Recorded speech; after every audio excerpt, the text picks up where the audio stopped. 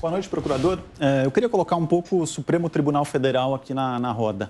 Em recente entrevista aqui aqui a Jovem Pan, o jurista Ives Gandra Martins, um dos mais respeitados do país, ele disse o seguinte, abre aspas, se não houver uma correção dos próprios ministros do Supremo, nós vamos ter uma insegurança jurídica permanente. O Supremo, que sempre foi respeitadíssimo, hoje é mais temido do que respeitado.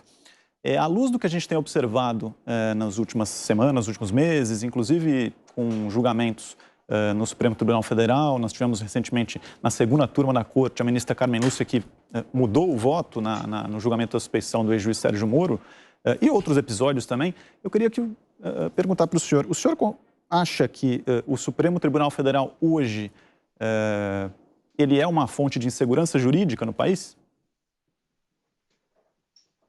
Fábio, o Supremo Tribunal Federal desempenha funções muito relevantes no nosso país. Agora, eu concordo que diversas decisões colocam em risco ou nos tornam, diminuem, colocam em crise a segurança jurídica em diversos pontos da atuação do Supremo Tribunal Federal. E eu vou mencionar aqui a minha área de atuação, o combate à anticorrupção, e vou mencionar o famoso inquérito das fake news.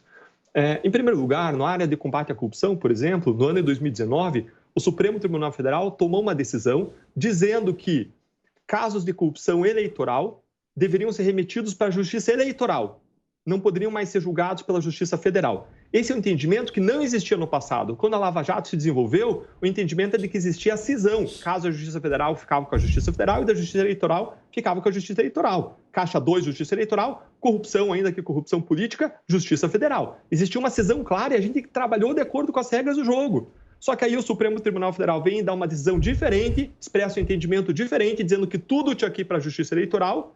E agora, o que coloca em crise o princípio da segurança jurídica, aplica isso para o passado, para trás. Isso gera anulação de casos como o caso Passadina, em que nós processamos corrupção e desvios de mais de 790 milhões de dólares. Isso lança por terra uma acusação baseada em provas que vieram de 4, 5 países diferentes, uma investigação extremamente difícil de ser feita, que conseguiu comprovar corrupção multimilionária na Petrobras, e todo esse caso vai por terra, aumentando aí exponencialmente os riscos de impunidade decorrentes da prescrição. Teve um outro caso também que o Supremo Tribunal Federal decidiu uma regra nova que não existe não só no Brasil, mas não existe em lugar nenhum no mundo, decidiu que delatados tinham o direito de falar por último nos processos a que respondessem junto com os réus delatores. Estabeleceu essa nova regra, tudo bem essa nova regra, foi uma interpretação do princípio da ampla defesa. O problema não está na nova regra em si, o problema é o que aconteceu a partir da definição da nova regra, é que ele aplicou essa regra de novo para o passado. Ora, todo o nosso trabalho foi desenvolvido sem a existência dessa regra, não existia em lugar nenhum. E aí, quando aplica isso para o passado, isso gera anulação ou a potencial de anulação de vários outros casos que vai ser discutido ao longo de anos na Justiça. De cara, foi anulado o caso envolvendo Ademir Bendini, que foi presidente da Petrobras e foi condenado da Lava Jato também por corrupção. Então, existem aí decisões que geram uma insegurança jurídica. Outra decisão que foi uma decisão mudada com alguma frequência e que atrapalhou, digamos, na nossa perspectiva, o combate à corrupção, o que criou uma dificuldade para o modelo de combate à corrupção que vinha se realizando ao longo dos últimos anos, vamos colocar assim melhor, foi a decisão que impediu a prisão em segunda instância. Ora, em 2016 já se tinha autorizado há poucos anos e, de repente, em 2019, logo em seguida, se reverte. Isso que já tinha uma outra decisão em sentido contrário em 2009.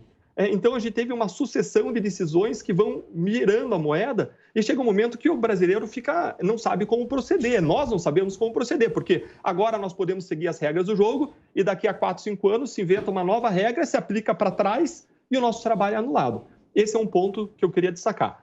Outro ponto é o próprio inquérito das fake news, que acredito que alguém mencionou rapidamente antes. Pelo menos eu estava escutando aqui a Jovem Pan e eu vi uma menção a esse inquérito das fake news. E o que nós vimos ali foi a instauração de um inquérito de ofício por magistrados que ocupavam posição de vítimas, um inquérito que não foi distribuído, quando o regular seria que tivesse sido distribuído livremente nos ministros, e que foi usado para algumas coisas bem fora do padrão, como, por exemplo, a suspensão de investigações fiscais sobre as famílias dos próprios ministros.